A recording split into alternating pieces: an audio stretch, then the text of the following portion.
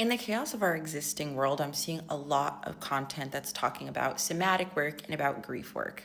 And while that work is really, really important, I don't think we're always talking about the risk that we take when we engage in somatic work or in grief in general.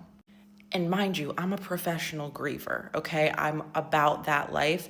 But I want to talk about ways that you can assess yourself and your nervous system without having to go digging up things in graveyards that have long been buried or without potentially risking dysregulating your life.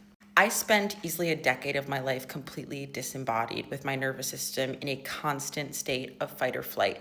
And the only way that I was able to effectively check in with myself and my nervous system without risking destabilizing my work, my job, my responsibilities, my family was to ask myself this question: how many options do I see to solve this problem?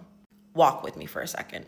I have found that my degrees of escalation, of hopelessness, of anxiety, even of depressive states are directly in relation to my sense of possibility. And so, what that means for me is I'm able to check in with myself about whether or not I am dysregulated, whether I am overwhelmed, or even in a state of burnout, based on whether I see an abundance of possibilities to solve a specific problem or a specific issue, or whether I see only one or two or three, specifically also whether I only see one or two or three options that I hate. Arriving at this point of recognition didn't have to be a disruption to my current flow of life, but it allowed me to check in and go, okay, shit, as a strategic, survival-based person, if I only see three options or two options and they're all options that I really don't like, I may need to do a couple things to get my brain into a more creative, abundant space.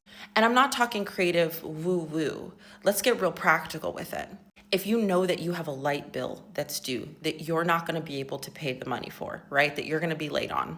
In a moment of panic, you may go, okay, either I don't pay it, I ignore it, I go spend the money as if it's not there, or I have to maybe go ask a family member or a person I really don't want to ask for money that's going to put me in a bad situation. This is an indication of nervous system dysregulation. A regulated nervous system could go, actually, let me check with my utility provider and see if they have payment plans. Let me see if I could possibly reach out in advance with an email informing them that this payment's going to be late so that it doesn't end up going into arrears or collection.